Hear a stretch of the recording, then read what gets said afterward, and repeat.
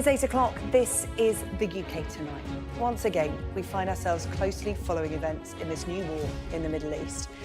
As the conflict escalates, Jewish and Palestinian communities in the UK are watching on in horror as their loved ones are bombed in Gaza and many come under rocket fire in southern Israel.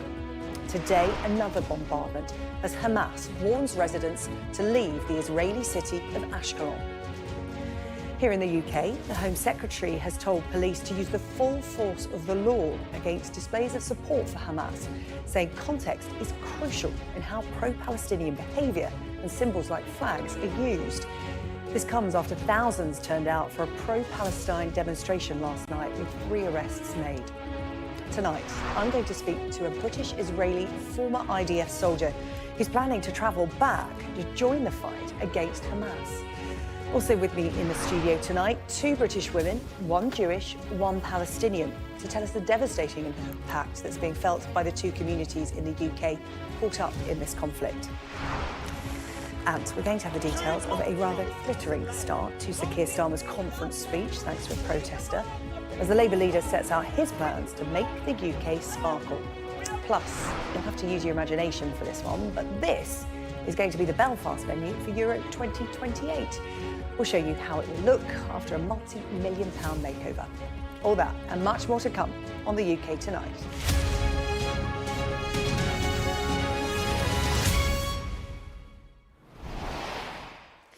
Tonight, we're keeping you up to date with what is happening in the Middle East as fighting continues in this Israel-Hamas war. The reverberations of what's going on in this conflict are being felt across the world, including right here in the UK. Here's what we know tonight. Israeli officials say at least 1,000 people have been killed since the Hamas attacks began on Saturday morning. There have been continuing Israeli airstrikes in retaliation. Families in this country worrying about friends and relatives in the Gaza Strip. Palestinian authorities say more than 800 people have been killed in those strikes as entire neighbourhoods have been flattened by the bombs. In the show tonight, we'll hear from some of the UK communities coming together to help those in the Middle East affected by this conflict. But first, with more on today's developments, here's our international correspondent, John Sparks. 4 days after its surprise attack on Israel, militant group Hamas signals its determination to fight on, launching a missile barrage from Gaza this afternoon. Sky News captured the Israeli response here on the streets of Ashkelon in southern Israel. The country's Iron Dome defensive system sending missiles skyward to intercept.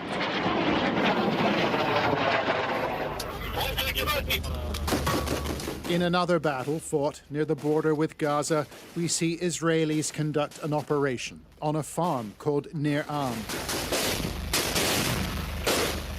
Members of the police trade fire with militant fighters as they attempt to rescue civilians and injured soldiers. 4 days of intense warfare as the Israeli security forces attempt to regain control.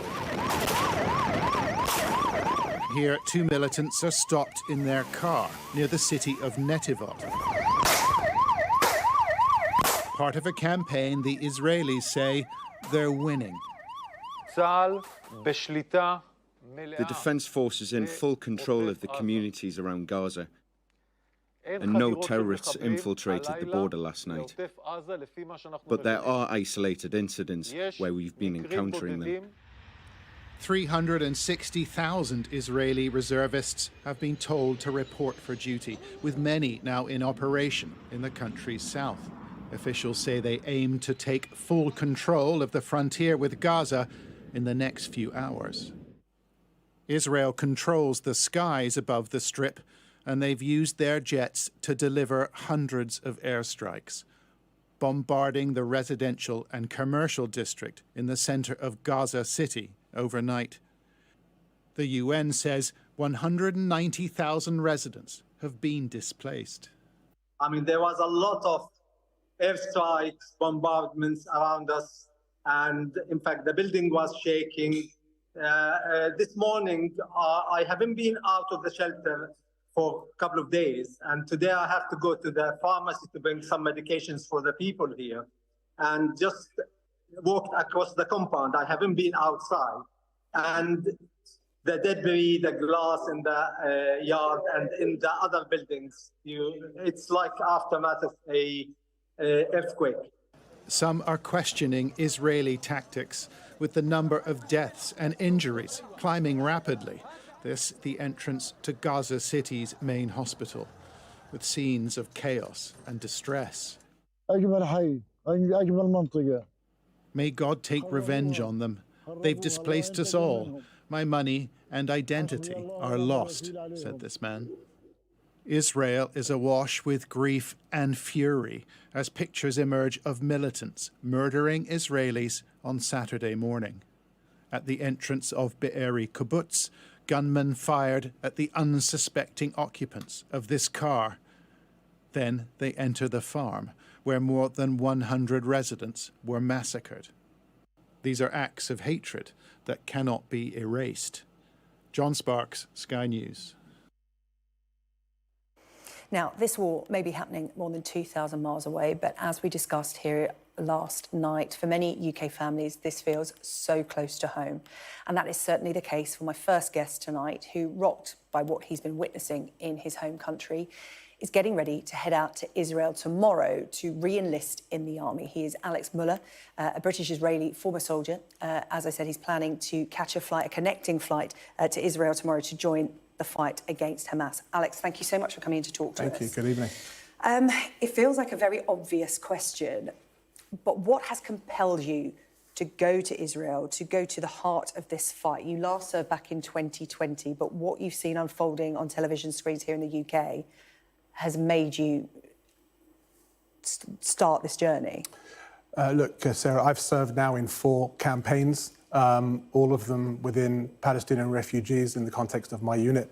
I've seen the suffering, I've seen this ongoing crisis which doesn't seem to have an end to it, and I really relate to the fact that Israelis want an end to it.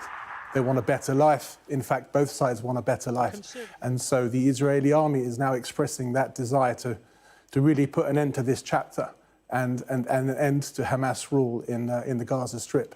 And so connecting that means a lot to me and to my unit.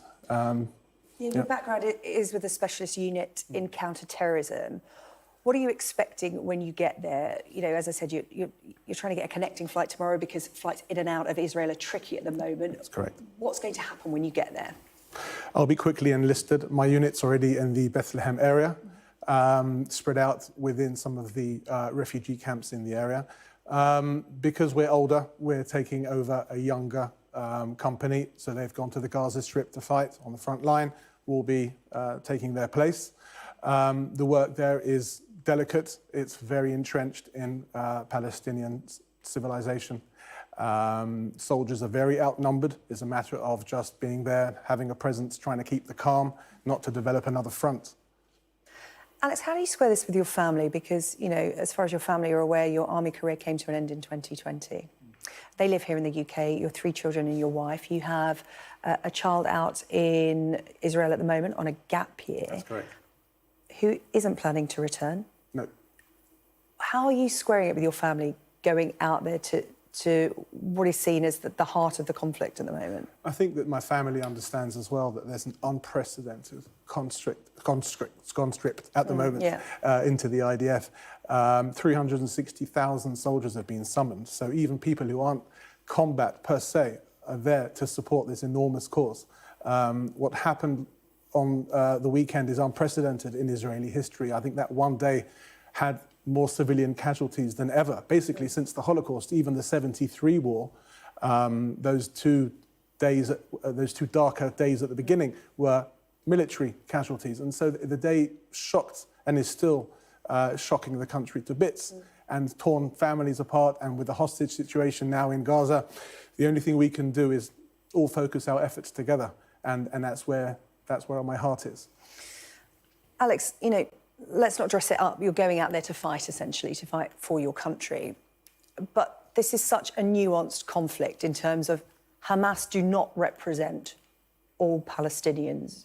just before we came on air, you were talking about how you have Palestinian friends. How much empathy do you have with the Palestinians in the Gaza Strip? Because we know that people in Israel, when they're warned something is going to happen, they're told to get out, they have somewhere to go. Those in Gaza do not have that luxury, and it's the innocent people who are being caught up in this new war. How much empathy do you have? I have a lot of empathy, and to break the stereotype, I have many Palestinian friends in the West Bank who I'm close to, who have always voiced their disgust with Hamas as a leadership organisation, how it's in fact ruined the lives of their brothers and sisters and cousins in the Gaza Strip. To your point, in an ideal situation, I think the Gaza Strip should be cleared of Hamas rule. It's done nothing for their people now since 2007, when they were elected. I think that in an ideal world, Gaza should be opened up, families should be reunited. It is the humane thing to do. Palestinians in the Gaza Strip deserve better. The money that's been flooded into the Gaza Strip should be used for infrastructure, for a better future, not for terrorism. I don't have to tell you the amount of money that's gone into the tunneling and the equipment and the anti-Israeli warfare effort.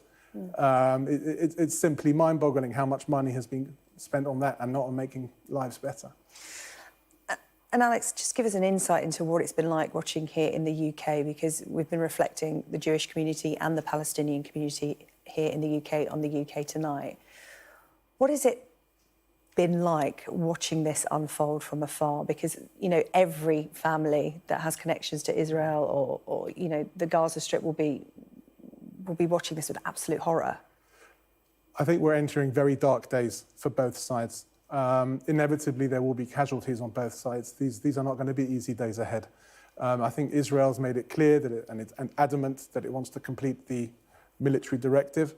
So it's not about retaliation, it's about getting rid of Hamas rule, in my understanding. But both sides will suffer. Seeing it from far is even harder. That is why I want to go and join my unit. Obviously, stress on the family. But again, many families are contributing and are pulling that weight now. So it's a matter of duty. OK, Alex Muller, thank you so much for coming in to speak to us here Pleasure. on the UK Tonight. Travelling to Israel tomorrow to re-enlist in the army in the fight against Hamas. Thank you so much. We're going to take you to Liverpool now. David Lammy is at a Labour Friends of Palestine event. We've got pictures here. Let's have a listen into what David Lammy has to say. Israeli or Palestinian is a tragedy and builds new barriers to a lasting peace.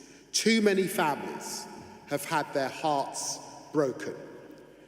Before this weekend's events, Palestinian casualties were already at their highest annual level since the United Nations began counting. More than 200 killed, including 38 children, and Gaza was already in crisis. In the last 3 days, more than 1,000 Israelis have been killed, and at least 770 Palestinians have lost their lives. Thousands more have been wounded. I know many of you here will have friends, colleagues, or loved ones in Gaza that you are worried about. I think of the children of Gaza facing the reality of war in a place that was already bereft of hope. Organisations like Medical Aid for Palestinians are doing essential and life-saving work to support people on the ground. I pay tribute to your staff working in the most difficult of conditions to help save lives. I agree with President Macron when he said we must not confuse the fight against terrorism with the most elementary humanitarian right, support for civilian populations. Well, that is the Shadow Foreign Secretary attending a Labour Friends of Palestine event at party conference this evening in Liverpool. There was a series of back and forths over whether he would go, but there he is, David Lammy, addressing people at this event. Let us go now to our Deputy Political Editor, Sam Coates, who's just outside the event as David Lammy is speaking. And given what's going on in the Middle East at the moment, Sam, has it been quite difficult for Labour to launch their conference this week? I think we've learned a lot about the Labour Party. David Laming in there, you can maybe just about hear the applause concluding his remarks to the Labour Friends of Palestine reception. Now, this could have been a moment of great difficulty for the Labour Party. After those rockets started landing in Israel, Keir Starmer came out with a very clear statement of support for Israel. Now, just 4 years ago, when Jeremy Corbyn was leader, that kind of statement seemed impossible from the mouth of a Labour leader, but that is the position. Now, at this conference, you might have seen dissent. You might have seen dissent in that room, for example, in an alternate universe in an earlier year. But what has been fascinating, Sarah-Jane, is the lack of open, big public dissent that Keir Starmer has been saying. We must stand with Israel and they have a right to defend themselves in the coming days and weeks. That is a sign that this Labour Party is coordinated and disciplined. It's a huge operation by the leadership to make sure it hasn't spilled out, but also that those on all wings, including the left, including the people in that room, want to win, not embarrass the leader, Keir Starmer. Sam, thank you so much. Sam Coates in Liverpool for us this evening. Let's take you from Liverpool to North London. The Culture Secretary, Lucy Fraser, is speaking at a prayer vigil. I heard the Prime Minister last night in his message from Kinloss. But I wanted to reiterate, because I spent some time with the Prime Minister today, his heartfelt sorrow of what is happening in Israel, and that he truly stands, not just with Israel, but with the Jewish community. As to the Cabinet, you will have seen the Home Secretary setting out how she's met CST and what they're doing and how they have the government's support to support the Jewish community. And in my role as Culture Secretary, I had the opportunity this week to raise with the Director General of the BBC my thoughts about how the BBC were covering the tragedies that are taking place in Israel. What I see is terrorists carrying out murders, kidnappings, threatening executions, terrorist organisation who's been prescribed as a terrorist organisation by the UK government and many other governments. What I see are acts of terror, and I think they should be called out as acts of terror carried out by an organisation.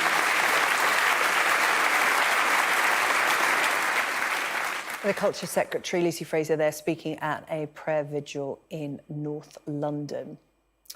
Meanwhile, the Home Secretary today has written to police chiefs calling for stronger action to protect the safety of Jewish people living in the UK. In this letter, Suella Braverman urges the police to clamp down on any attempts to use flags, songs or symbols to harass or intimidate members of the Jewish community. It comes after 5,000 people joined a pro-Palestinian demonstration in London last night outside the Israeli embassy. There were reports of vandalism to property. Our crime correspondent Martin Brunt joins us now from the Home Office because the Home Secretary herself said in this letter to police chiefs that context is key. It's not illegal to wave a Palestinian flag, but police are being asked to use discretion. Yes, I think the police chiefs might be surprised, if not a bit miffed, by this letter from the Home Secretary. It seems that occasionally she likes to give chief constables a kick up the backside. A year ago, she criticised police forces for being too soft on political protesters. Here in this letter, she's spelling out the law in very simple terms, and some police chiefs might find that a bit condescending. She's urging them to implement the law to its full extent. But she's also suggesting that perhaps they should go a bit further. She points out a distinction that many have made over the past few days, that while it's illegal to be a member of Hamas, it's not illegal to support the wider Palestinian cause. But, and there's a big but, and she says in the letter that context is crucial. Behaviours that are legitimate in some circumstances, she said, for example, the waving of a Palestinian flag, may not be legitimate, such as when intended to glorify acts of terrorism. What she's asking is for individual police officers, perhaps in the heat of a volatile, potentially volatile situation, to interpret how a flag is being waved. And I think that's going to be a very fine, perhaps almost impossible judgment to make for some police officers. This will also, of course, worry protesters, Muslim protesters in particular, and even perhaps those who support freedom of speech. The Home Secretary also makes the point that online criminality is just as important to be policed as offline criminality acts. Martin, thank you. Martin Brunt with the latest. Let's take you back to the prayer vigil that's being held in North London. Tom Tugendhat now speaking, the Security Minister. Let's listen in to what he said. On a personal level, I will never be able to understand how any decent human being can celebrate the abhorrent scenes that we've witnessed over the last few days. The murder of children, the abduction of young people and the targeting of the elderly. The behaviour of these protesters is utterly reprehensible. The glorification of violence is never acceptable in this country, and anyone expressing solidarity for those responsible for acts of terror or who celebrates their barbaric behaviour is using the blessing of freedom for evil and bringing shame on our country. Now, I know that these scenes will have prompted anxiety in your families as they have in mine. And that's why yesterday I spent the morning in Golders Green. While I was there, I spoke to business owners and students and many others from across the community. And they shared their concerns with me, not only about the events unfolding overseas, but what we're seeing in our own towns and cities. I heard their fears, I heard their concerns, and I share them. Every time Israel is attacked, there are those who seek to use events in the Middle East as an excuse to stir up the oldest hatred. That is unacceptable. That is why we're working so closely with the Community Security Trust to protect communities, synagogues and schools. Tom Tugendhat, the Security Minister there, speaking at a prayer vigil being held in North London. Well, coming up tonight on Sky News, we have a special programme for you, live from Jerusalem, Israel-Hamas war. That's at 9 o'clock UK time. Mark Austin and the team on the ground for that. Still to come here on the UK Tonight, TV presenter Holly Willoughby steps down after 14 years presenting This Morning. And we'll have details of the rather glittering start to Sir Keir Starmer's conference speech.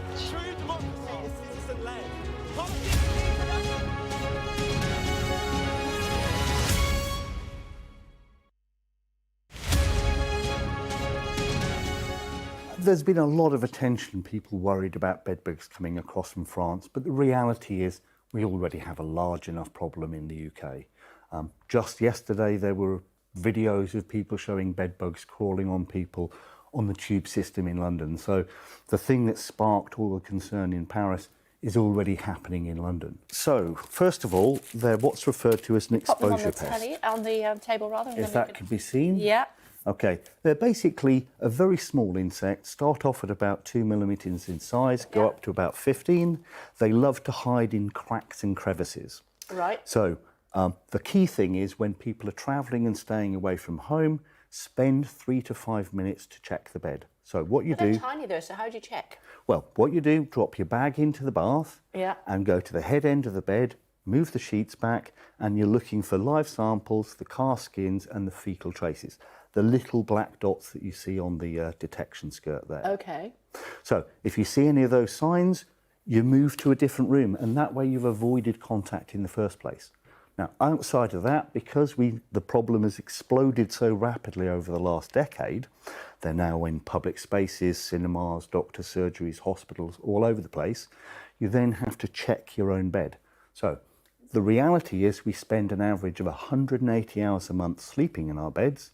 So we really should give them the respect of 30 minutes once a month to clean them. So we strip the sheets off, vacuum through the top of the mattress, turn the mattress, other side, lift the mattress off and do the frame of the bed. Now, if you check a passive monitor that's on the bed at the time, then you'll detect a problem within that first critical 30 days, where the solution can be as simple as removing the device, cleaning the room with a vacuum cleaner, put a fresh one down.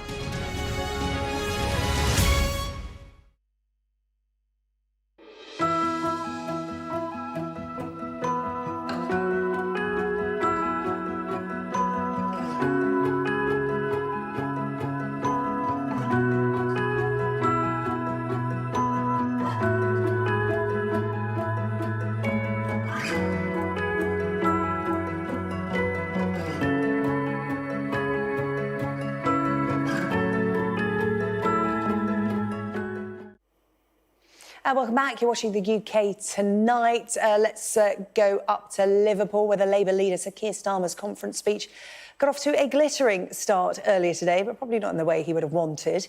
Before the Labour leader could even begin his speech, he was accosted on stage by a protester who threw glitter over Sir Keir before being removed by security guards. It did take a while for them to get to him. There they are.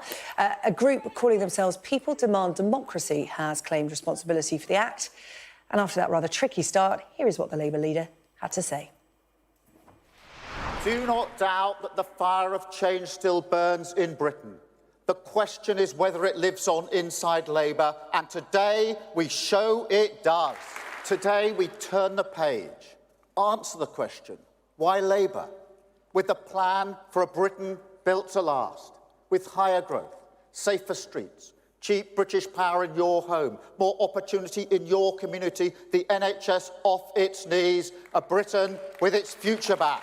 5 national missions, all fixed on a single-minded purpose, to govern for the long term, end the Tory disease of sticking plaster politics with a simple Labour philosophy that together we fix tomorrow's challenges today. Live to Liverpool, our chief political correspondent John Craig standing by, and I'm sure Sir Keir Starmer would have rather covered himself in glory than glitter. How do you think he got on? Well, the consensus around here is that that demonstrator actually did Sir Keir a favour, because it showed his resilience, his calm, dignified response when it happened. It was actually dragged out of the protester was dragged out by some female Labour Party officials, actually, who showed him no mercy. He's an individual who's got a bit of form for these sort of protests. But Sir Keir took off his jacket, rolled up his sleeves and got to business. And it was a speech that lasted an hour or so. There must have been one MP I've been speaking to said she thought there was about 30 standing ovations during the speech. It was a blizzard of announcements on house building, reforming planning, new towns, workers' rights and so on, education, crime as well, more bobbies on the beat, all that sort of stuff. Plenty of meat in it. It went down really well in the hall, and I think that he had to address the issue, why choose Labour? Well, he certainly won them over in the hall, and without doubt, his best speech since becoming Labour Party leader. He's done himself a lot of good today, and really, that demonstration at the beginning of the speech actually helped him. OK, the John Craig review is in. John, thank you very much. Well, despite that difficult start for Sir Keir Starmer during his conference speech, it was still an opportunity for him to try and win over those wavering voters who could help him to become the country's next Prime Minister. Our People and Politics correspondent, Nick Martin, has been speaking to some of them in Ramsbottom, Greater Manchester.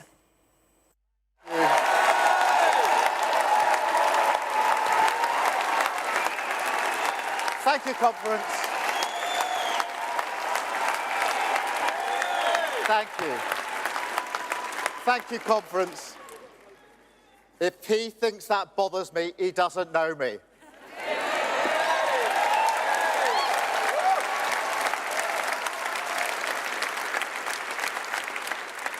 protest or power. That's why we changed our party conference.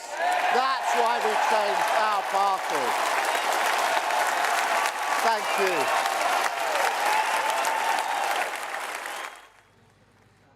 There were references to health, cost of living, education. Britain will get its future back. What were the high points for you? I like that he wasn't talking about short-term wins. He accepted that things are going to take time to fix, that there's a decade of work to be done by whoever's in government to get us back to Britain and Great Britain, which was good. Downsides? There was no detail about how he was going to fund it. There was a lot of, we're going to build this, we're going to do this, we're going to fix the NHS, we're going to build colleges, we're going to get people in university. There was nothing about how. And Jake, what did you think about that speech? I think he lacks charisma and the personality to really drive the nation forward. I think at this time, such a dire straits, we need someone with that passion. I want to see someone angry on the stage, to be honest with you. So if there was an election tomorrow, would you vote Labour? Probably not. I think he has a long way to go to win my vote. There can be absolutely no doubting the task ahead for Labour. They need to win back all of those voters who turned their back on the party at the last general election. Not just the Labour loyalists, but the floating, wavering voters like Jake and Zoe. The polls are favouring Labour at the moment, but the election's a long way down the track. Nick Martin, Sky News, Ramsbottom. Apologies, a little bit of problem with the sound at the start of Nick Martin's report there, so apologies for that. Let's take a look at another story that is unfolding tonight. Holly Willoughby stepping down from presenting ITV's This Morning after 14 years. The presenter posted on social media this evening that this was a difficult goodbye and that she made the decision for her and her family. Comes after a man was charged last week with soliciting to commit murder over an alleged plot to kidnap the presenter. Holly joined This Morning back in 2009 and presented alongside Philip Schofield until he quit in May of this year after admitting an affair with a junior colleague on the show. Now, in 5 years' time, football is coming home, sort of, after the UK and Ireland had their bid to host Euro 2028 formally approved by UEFA. But some of the stadium are still just a little more prepared than others. Sky's senior Ireland correspondent David Blevins has this report from a stadium in Belfast, which is getting a multi-million-pound makeover for the tournament. You'll need to use your imagination, but this wasteland is Belfast's contribution to the successful bid to host the Euros. There are plans for Casement Park, the home of Gaelic football here, but the new stadium has been thwarted by legal issues for 10 years. Northern Ireland is now in a race against time to have it ready for 2028. And now, the host for the UEFA Euro 2028 is United Kingdom and the Republic of Ireland. It fuels the hope of a new stadium for a new generation, but it's a Gaelic ground, so not all leaders are as enthusiastic as the First Minister designate. I think it's just a fabulous and huge opportunity for us, which we must grab with both hands. There will be, economic benefits, job creation, just everything that it brings to us and the legacy that it will leave behind. It's a fabulous way for sport to unite the people across all political divides, sporting codes, the people across the two islands, all coming together to celebrate something that's going to be tremendously beneficial for all of us. This stadium should have been redeveloped alongside football and rugby stadia. They were each given millions of pounds in 2011. But the cost of restoring Casement Park has now spiralled to an estimated £110 million. So who's paying for it? Many people will be looking at this and saying, look, our health service is poor, our education system is poor, the policing system needs extra money. Is there going to be a huge pot of money going to one sporting discipline while all these other issues remain unfulfilled and needs unmet? So people will ask serious questions. Like many things here, this isn't just about money, but about religion, because Gaelic games are mainly played by the Catholic community, and that's turned this Northern Ireland venue for the Euros into a political football. Unionists say there can't be a blank cheque for one sport, but with their international credibility at stake, the UK and Irish governments just might find one. David Blevins, Sky News in Belfast. Still to come on the UK tonight, we're going to be looking at how communities are coming together across the UK in reaction to the conflict between Israel and Hamas.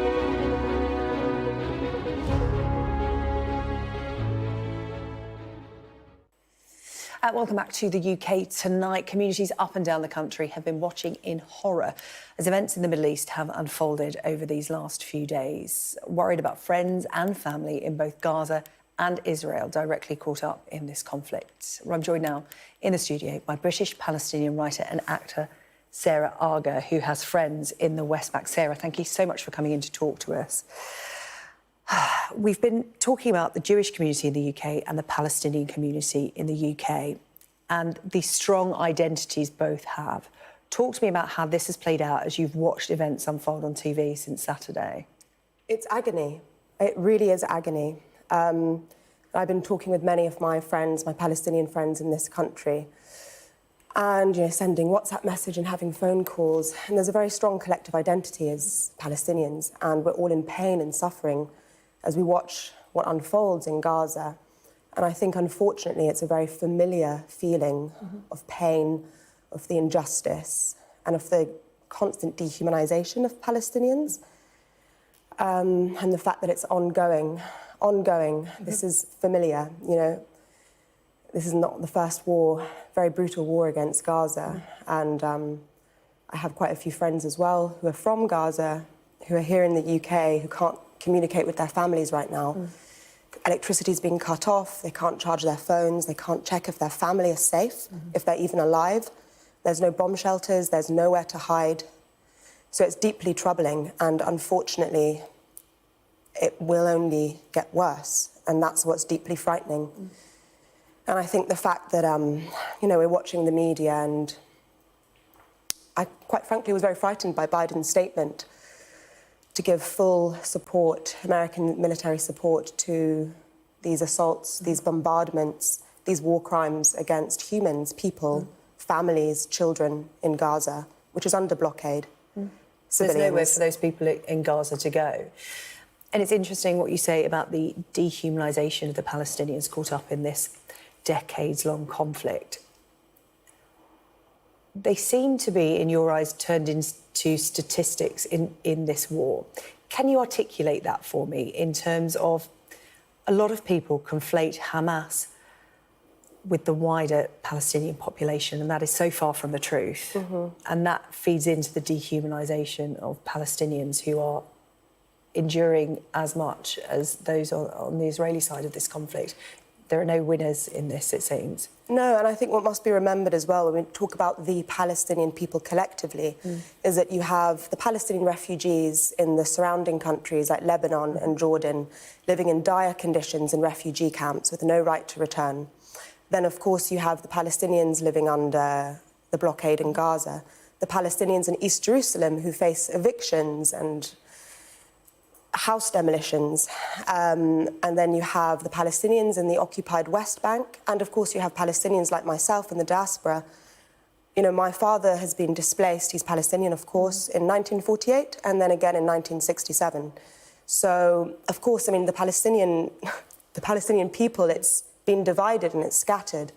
So, of course, we have to look at the context of this situation and not use sort of reductive terms, and remembering the context that this is, Palestinians have been suffering for 7 decades and more under a brutal occupation. So the context is key when we think about the Palestinian people and their plight and their struggle.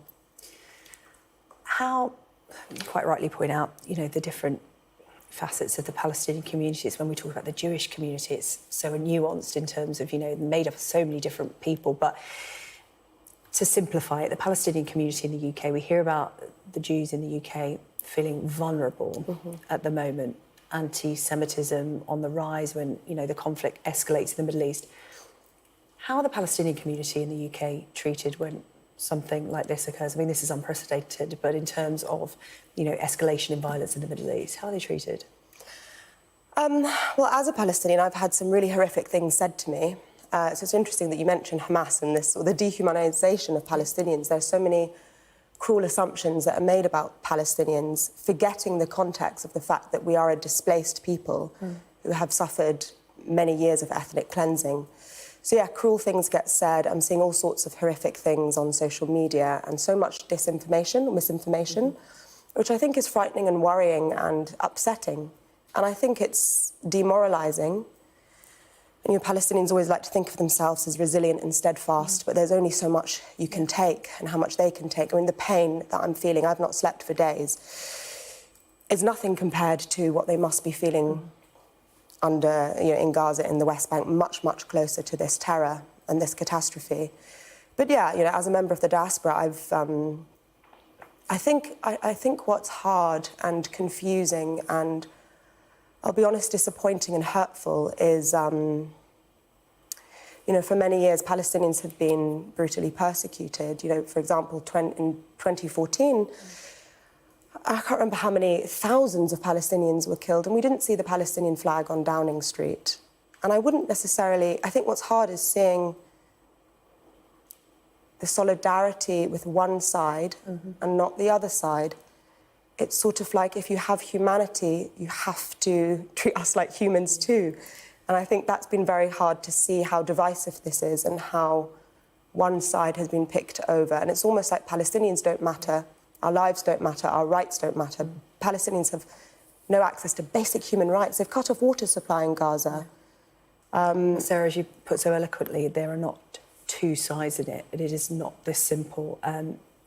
Thank you so much for talking to us and representing the Palestinian community in the UK. Sarah Arga, filmmaker and actor. We really appreciate your time in the UK tonight. Thank you so for much. having me, really. No, thank you. While members of North London's Jewish community have been gathering to do what they can to support their family and loved ones in Israel, collecting supplies to send over as help. Some are willing to go further, like Alex Muller, my guest earlier on in the programme. Sky News understands that around 60 British nationals who previously attended just one Jewish school have been called up to fight as army reservists. Alice Porter has more details. Underwear and toothbrush, toothpaste. For this charity in North London, the donations just keep on coming. We've put on this collection for soldiers and we've selected some items that we needed most. We spoke to soldiers on different bases. We spoke to people that we knew who were collecting things in Israel. And we just put out this call and we were not expecting as much as we got. It was just amazing to see this. Many in the British Jewish community are personally affected by the fighting in Israel and Gaza and are desperate to help. My brother was called up on early Saturday morning to go and fight, and so he is on the front line, and please God will be okay, but obviously it is really, really close to home, and I drove past and knew that I had to come and do my little bit. But doing your bit has come at a price for some. British Israeli Nathaniel Young died in Gaza on Saturday. He served as a corporal in the Israel Defence Forces. As well as reservists, volunteers are trying to get to Israel to fight. British Israeli Mariah is only 21 years old, but she's a former soldier with the IDF. She's making her way to Tel Aviv. We've rushed back to Israel because our friends are in very unfortunate situations. Some of my friends are missing. I've just found out that one of my friends had been murdered in her home 2 days ago. So we got the first flight we could. Our flight's been delayed because apparently there's been shooting at National Airport. So far, 10 British citizens are believed to have been killed or are missing in Israel. But with more people travelling to the front line, the worry is that number could rise. Alice Porter, Sky News. Joining me now, daughter of a Holocaust survivor, the actor Louisa Klein, known for her role as Maya Stepney in Emmerdale. Thank you so much for coming into the studio. How do you react to what you have seen happening since Saturday? You live in North London, in a Jewish community. Talk to me about how the community has been coming together since Saturday. Yeah, I mean, I think it's very similar to what Sarah was just talking about, in that it is agony. We are, as a community, holding tight to each other. I think we feel, as a larger community, slightly unsupported, and there is a feeling of, where is everybody? Where is the outcry that we have seen in the past when these massacres, these terrorist attacks have happened in other places in the world? Where is our support? And I think we feel quite left behind. I think there is a real sense of, we as a Jewish community hold tight to each other. We stick together and we look after each other. But it feels a bit lost. I think we feel a bit lost and scared. Louisa, what would you say to people who are watching tonight about how they can support your community? I mean, I had Sarah Arger in here. You watched the interview representing the Palestinian community. They, like you, are hurting. Yeah. There are no winners in this. How do people that aren't in those communities support you? It's interesting because, you know, you introduced me. My mother survived the Holocaust, and I feel very passionately, as a second generation, that this must never happen again. And we are sitting here watching it happen again. And I think that I feel we have to look at the non-Jewish community and think, are you bystanders, or are you going to do something to help? Are you going to stand up to saying what this is? These aren't militants, these aren't freedom fighters, resistance fighters, these are terrorists. What we're seeing on the news in the last 48 hours is not looking for peace. This is a massacre. This is thousands of people are being killed and taken away as hostages. I think I was reading about, if you look proportionally at the number of people, the number of Israelis that have been killed in relation to the population, you're looking at something like nearly 35,000 Americans in relation to their population. You're looking at nearly 7,000 British people, and we're talking about being murdered in one day. Louisa, it's so huge. Difficult. It's huge, and it's difficult. We are short of time on the programme tonight. But just a final thought from you about what you want to see happen next. The feeling is this is just the start, and the Israeli government has said there are darker days to come.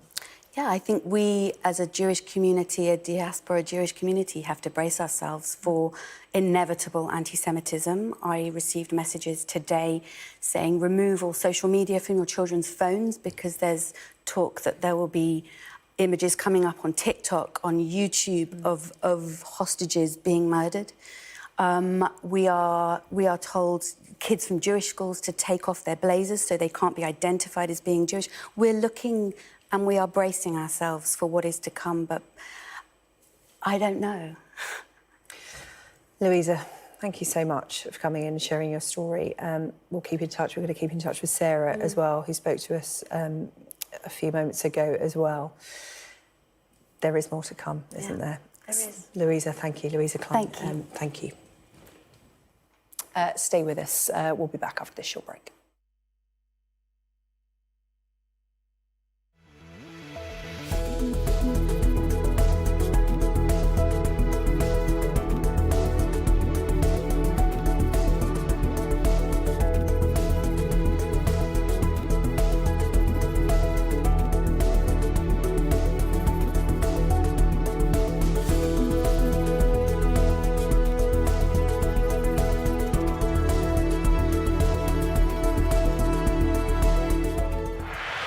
Sky News. From the Sky News Centre at 7. Now that you're up to date, we can go into a bit more detail. Things can change incredibly quickly. Taken by surprise. Have you ever known a moment like this in British politics before? Yes. Cheers. We'll start with breaking news. Let's get the latest on the ground. So, by the end, we'll hopefully all understand what's going on in the world just that little better.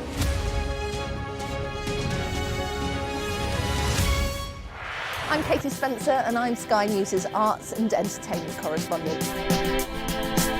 When you think of Glastonbury, it's mud you want and music. They're going to cross to us live in a minute. Okay. Thank you so much. Brad Pitt is now a prolific producer behind the scenes. It's not a mystery to me. We always were capable of doing this. Oh, they're wonderful children as an audience. Who did that? Maverick here on the red carpet. I'm so excited, Tom Cruise.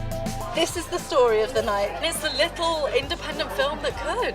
We take you to the heart of the stories that shape our world. Nor have I ever struck any woman in my life. There's this illusion of power. Are you feeling well? I remember covering the Oscars and that now infamous moment, the Will Smith slap. Nobody could quite believe that it happened. You can tell from these crowds just how excited people are for the return of Pride. These actors playing the lead roles were born long after the Sex Pistols broke up. Are you pleased that you did say yes to the job? I've never regretted it. As a team, we've interviewed some of the biggest stars in the world. It can be incredibly surreal being swept up in their world, but we try to give you an honest sense of how these people really are. Okay, I'll talk to you. Yeah, okay. There's no easy goodies. There's no easy baddies. I've had a great time here. Thank you. Thank you. Bye. Welcome back to the UK Tonight. Dave Fulton is here with the sport, and we are going to start with England's first win of the Cricket World Cup and some wonderful batting. Yeah, wonderful batting. We are world champions, of course, SJ, and we didn't play like it in the first game. We lost to New Zealand, got thumped by 9 wickets. The good news is we bounced back in style. David Malan with a brilliant 140, averages 63 in one-day international cricket. He was brilliant. Joe Root was his usual kind of improvising self with 82, and we posted 364 for 9 and beat Bangladesh by 137 runs. So it's good to see England back to winning ways. Reece Topley as well, mentioned for him, he's had 3 stress fractures. He missed the T20 World Cup with ruptured ankle ligaments. He's a fine bowler. He took 4 for. And in the other game, Pakistan, highest ever run chase in a World Cup. They chased 345 to beat Sri Lanka. So runs all over the place. So that's what happened at the Cricket World Cup. In the rest of the sport, could the Euros, in fact, the Euros are coming back to these shores. This Sky News Sports Bulletin is brought to you by Vitality. Getting more people more active. Live life with Vitality. This house behind us is going to be about 8 weeks away from being done, but we're going to be showing you this one today. This one's all done. ready to go, just needs finishing. Perfect, Take yeah, a look. that's good. They've only dirty the floor. Let me take my shoes off. In the last 12 months, he's been at 3 different clubs in 2 different countries. Callum Hudson-Odoi is still only 22. Now he's desperate for Nottingham to be his new substantive home. This is the master, you said, the master bedroom. Yeah, you've got a couple of options. Upstairs has got some good rooms as well. Yeah. Plenty of room. It's needed for trainers. How many trainers have you got? How many have I got? I think I've got, I don't even know. Are we talking hundreds? I think hundreds. Am I in hundreds? Can you extend the I might need more. For him? We'll knock through to another room. I think there's another bit here. There's another bit you can actually survive. Yeah, you know. Shoes in here, then. Just shoes. I just need shoes in here. Nottingham Forest made a record 6 signings on transfer deadline day. Snapping up Hudson-Odoi for just £5 million was a standout deal, especially when you consider that Bayern Munich offered in excess of £40 million for him just 3 years ago. What was that day like? It was pretty surreal, wasn't it? I've never been in a situation where it's just transfer deadline day. Like you're thinking to yourself, is it going to happen? Is it not? This Sky News Sports Bulletin is brought to you by Vitality. Right, there's just time for a quick look at the weather. Warm memories wherever you go.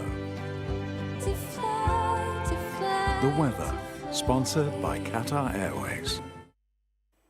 Well, after the recent warm weather, it's going to turn cooler from the north as of tomorrow. Rain moving across the south. Before then, many places are looking dry this evening. Northern parts will see some outbreaks of rain. Low cloud is going to bring some mist and fog, especially to the southwest. Rain moving south overnight, turning heavy as it reaches the south of Ireland and central Britain later. Showers will follow to the windy north of Scotland. It's going to be mild in the murky south, chilly in the clearer north. Tomorrow morning, we'll see rain edging a little further south, but southern counties of England will stay largely dry, despite plenty of cloud around. Meanwhile, northern parts looking mainly dry, good sunny spells, but the windy north and the west of Scotland could expect further showers. It's going to be cooler than it has been recently. The weather, sponsored by Qatar Airways.